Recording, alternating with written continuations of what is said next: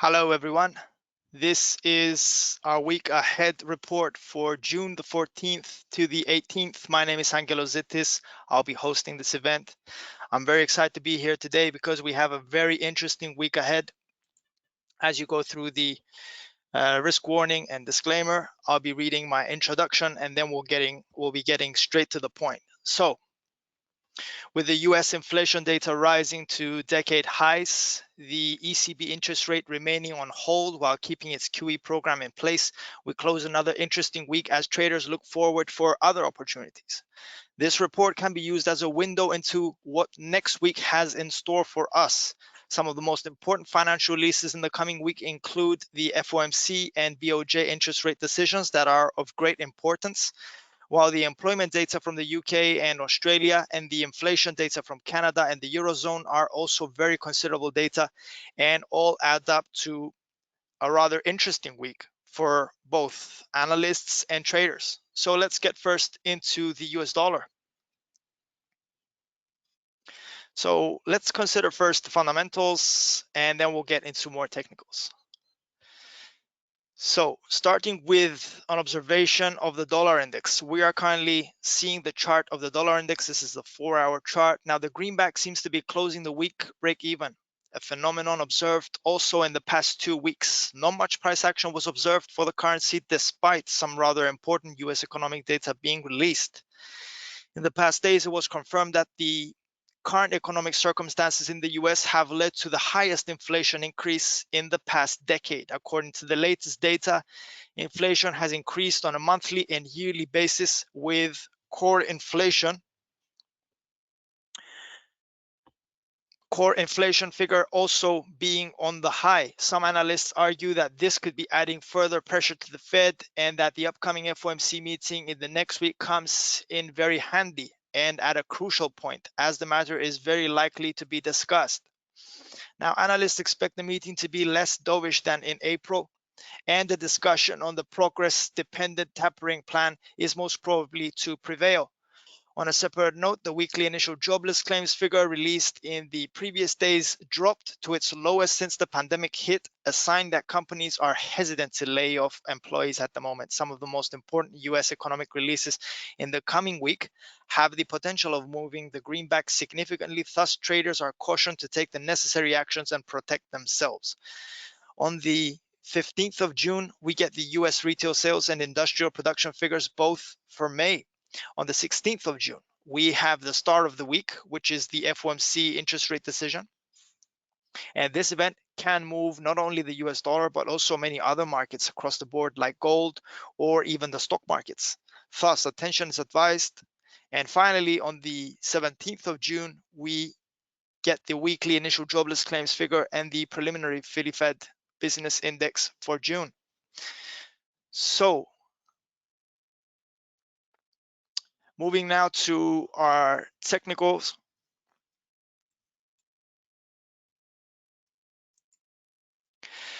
As you can see, this is the USD index 4-hour chart. Now, we're seeing a large, from our R1 9050 to our S2 8960. This is the large sideways movement that we're referring to. All right, we have seen the S1 90 level being tested and broken and breached and used as a resistance and a support at the same time. So we expect that these levels will be, the R1 and the S2 will be determinants of what the price direction would be. For example, by breaking the R1 9050, then a stop could be seen to the 9080 level, which was seen back in May, and even higher we have the R3 9115. Now to the downside, if the index moves below the S1, then the S2 8960 will be tested again, just as it was in the latest days of May. And also this attempt is also very close to June. And finally, our lowest level for this report is the S3 8920. Now we move to the pound. Retail sales and employment data can run the show. Now, the GBP lost ground against the USD and the Euro in the past daily sessions, but rebounded against both on Thursday and could be closing the week positive. From a fundamental perspective, the UK is still not finding a solution with the EU regarding Northern Ireland, and that front may be creating some, maybe having some negative effect on the currency. Also, the European Commission Vice President of Interinstitutional Relations and Foresight, Maros Sefcovic, stated that they are considering to take legal action against the UK over the matter. All right, now, so we've heard this before. The story has researched now. And on a separate note, fears that the UK may not be able to ease lockdown measures as expected on the 21st of June are present and very real. Many people are desperate to see the return to normality promised by the final stage of the roadmap to lifting lockdown. But UK officials have noted in the past that the 21st of June may be subject to changes as we're still going through the pandemic, including the emergence of new variants in the past days. Bloomberg, this is another note. We're moving now into a more economic view. Yeah, in the past days, Bloomberg quoted Bank of England chief economist Andy Haldane making reference to accelerating inflation and the booming housing market in the UK. On the first subject, Haldane noted this could be the most dangerous moment for monetary policy, as the increased spending by consumers could lead from a bounce back to a boom.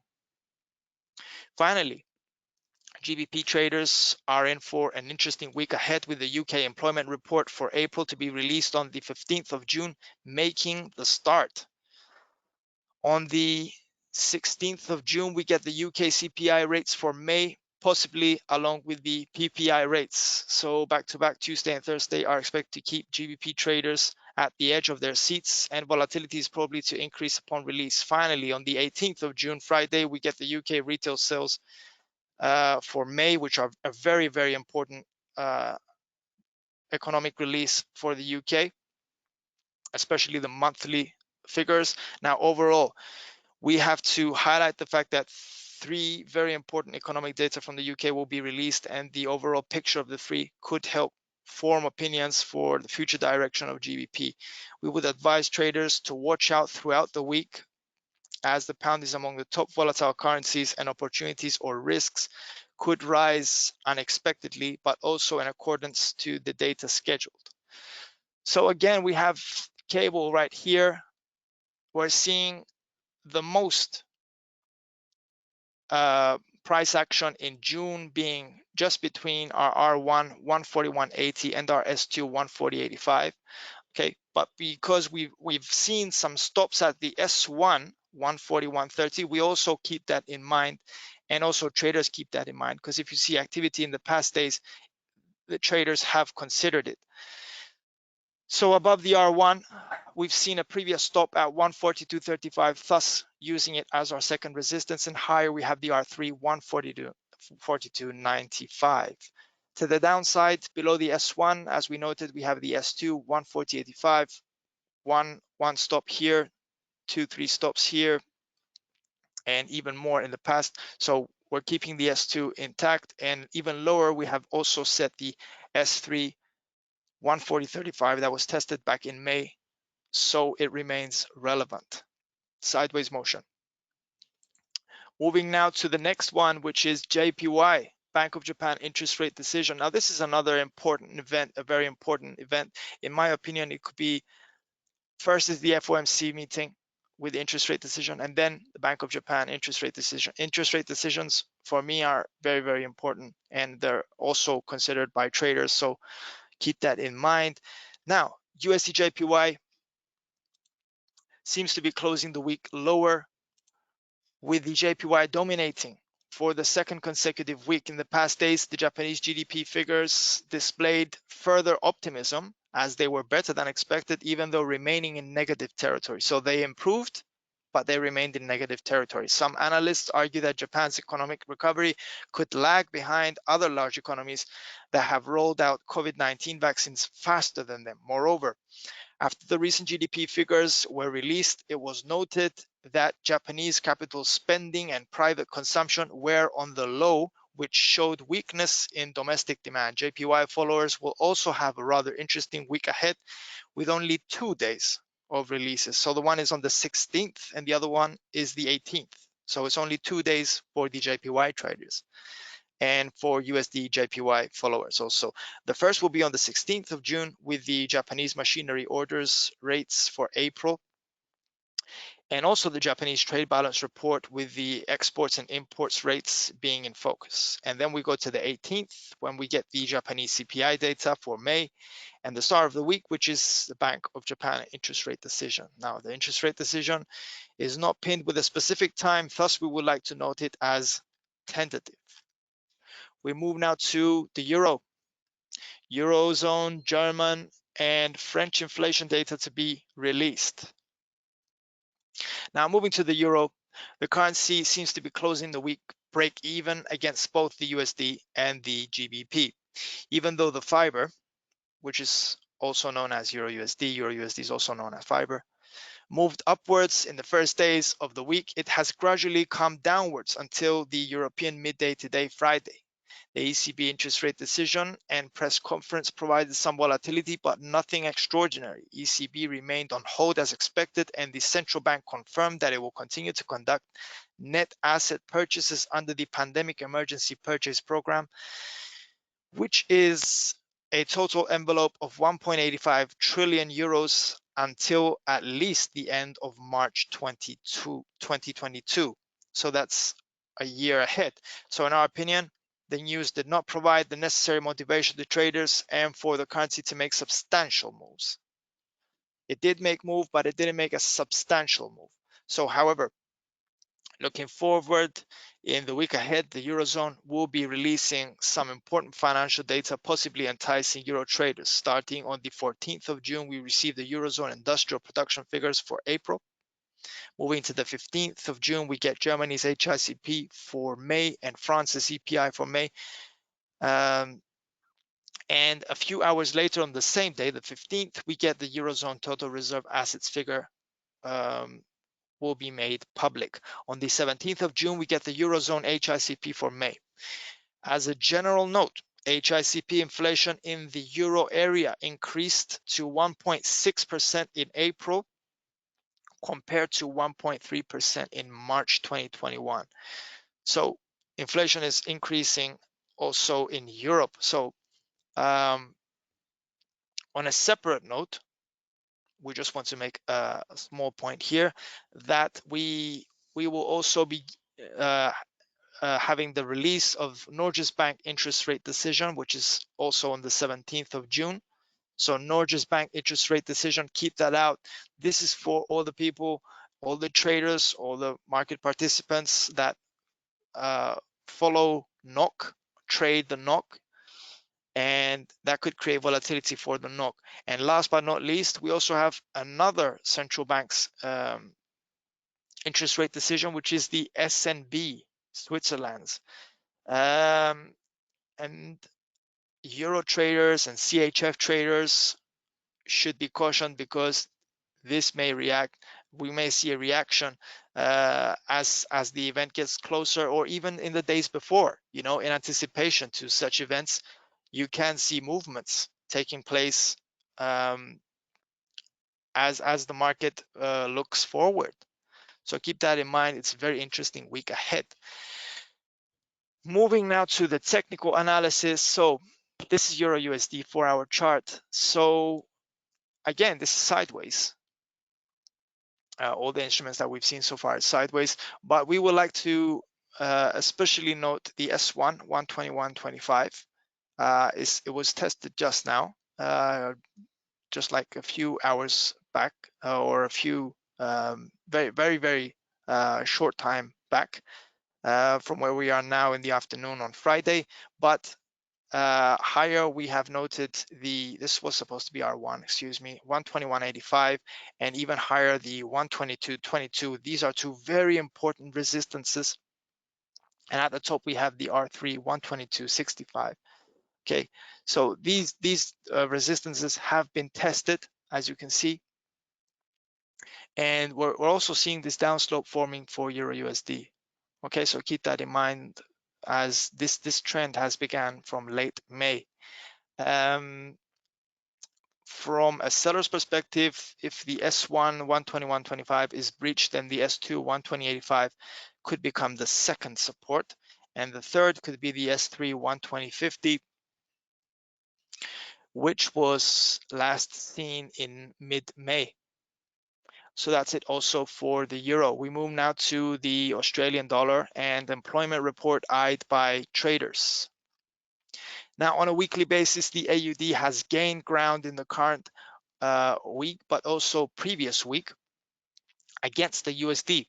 According to a Westpac report, consumer sentiment fell in June due to the Melbourne lockdown, which seems to be ending today, Friday, the 11th of June. Consumer sentiment could be determined on lockdowns. Okay, so if any more lockdowns are announced, that could push consumer sentiment even lower. Or in the opposite, services and spending could uplift consumer sentiment. Okay, on a separate note, Chinese trade data may have disappointed the Aussie traders in the past days, and they may have limited the price action of AUDUSD's performance. China is of significance to Australia. Australia is significant to China because they have this trade going on between them. Australia does not offer a vast number of economic data in the week ahead, yet the very few available will be of value for the AUD traders and followers. Now, on the 15th of June, we start with a rather light release, the Australian House Price Index for Q1. Despite the reading considered of medium strength and impact, RBA in its statement back in May noted household wealth has increased substantially, mostly because housing prices have risen. Now, in the statement, it was also clearly added that demand has picked up in the housing market, supported by a low level of interest rates, government support programs, and the positive outlook for employment. Thus, the not so important reading can provide volatility for the AUD after all. Moreover, the most interesting day of the week for the Aussie traders could be the 17th of June, with the employment report for May to be released. We could expect the AUD traders to be on the lookout for the specific event. At the same time, however, the AUD traders could also be on the lookout for other events. For example, Chinese economic data releases are also important. And on the 16th of June, we get the Chinese industrial output and retail sales, which are both for May, and they're both very, very important, and they can move the AUD. All right, so if you're an AUD USD trader, or if you follow the Australian dollar, then you have to follow Chinese data also. That's it for the fundamentals. Technical analysis. Now, since the 4th of June, okay, so in the beginning of June, we saw a drop to our current S3, 0.7665. Then there was a steep rise moving to our S1, 0.7720. And from there, the price action has remained below the R1, 0.7770, and between the R1 and the S1. Okay, so these levels may be determining the later price action. If the R1 is breached, then the way could be made for the R2, 0.7795 to come into play. This level was tested back in May, so it's still considerably relevant. And higher, we have also the R3, 0.7820. To the downside, if the market is to breach the S1, 0.7720, then we might see the S2, 0.7695. Okay, now this level has been tested back in May, so there was also a false break here. So I would consider this a solid S2 level, but the even stronger support level at this point is the S3, 0.7665, which was tested in the past days. It was breached, but it wasn't clearly breached. Okay, it wasn't clearly breached. The market returned higher. So that's it also for AUD USD. And we move now to CAD. Now, CAD traders expecting inflation rates. USD CAD seems to be closing the current week on the high, as the CAD seems to be losing steam for the third consecutive week. In the past days, the Bank of Canada kept its interest rate on hold at 0.27%, as was expected and confirmed.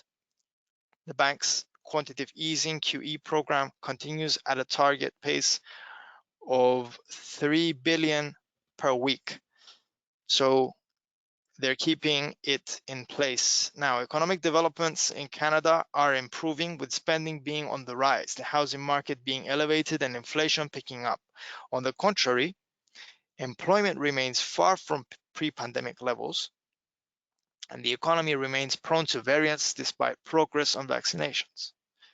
From the CAD traders' perspective, on the 14th of June, we get the manufacturing sales figure for April, and on the 15th, we get the Canadian housing starts annualized for May.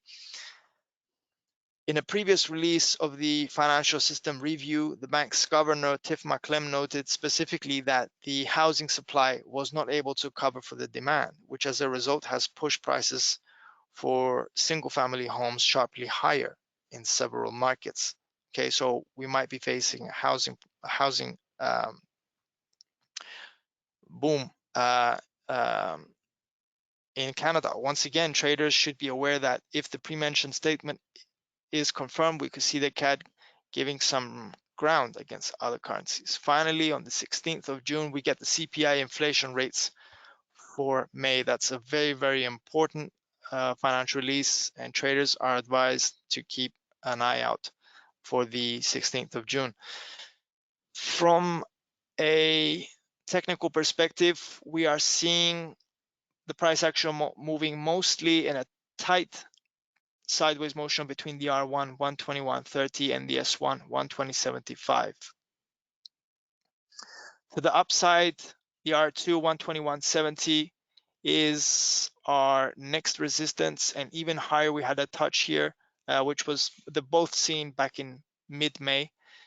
So the R3 122 and the R2 121.70 are both relevant. They were seen back in May. To the downside, if the S1 is to be breached 120.75, then the room could be made for S2 120.50 to come in place, and even lower, the S3 120.25 is approximately the lowest level reached so far since mid-May. So we consider this a strong support for USD CAD. Now, before we close, I would like to give a final comment, which will be regarding WTI's price and gold, as they captured some volatility in the previous days and are constantly in the market's focus. First, we start with oil.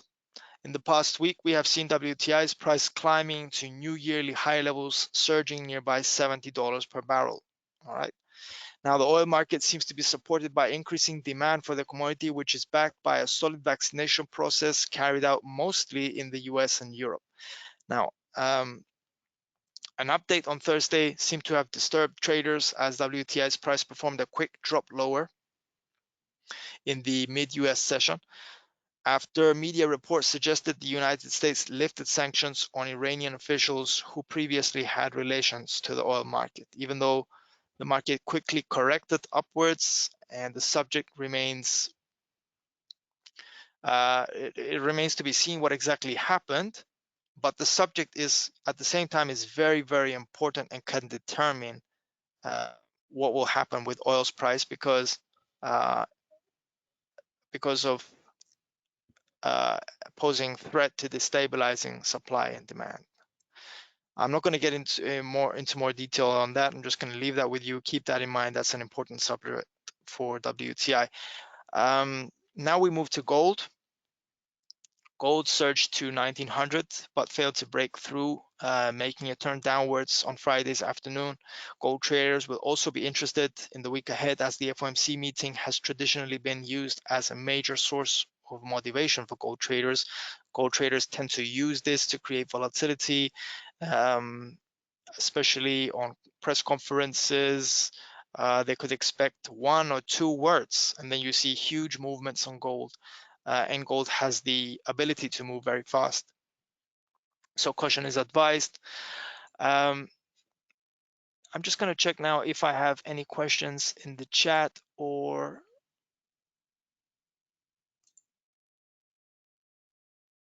Yep. So thank you very, very much for your time. If you have any questions, you can contact us at research_team@ironfx.com. We'll be bringing out more webinars in the coming weeks, so stay tuned, and thank you very much. Enjoy your weekend. We will speak to you soon.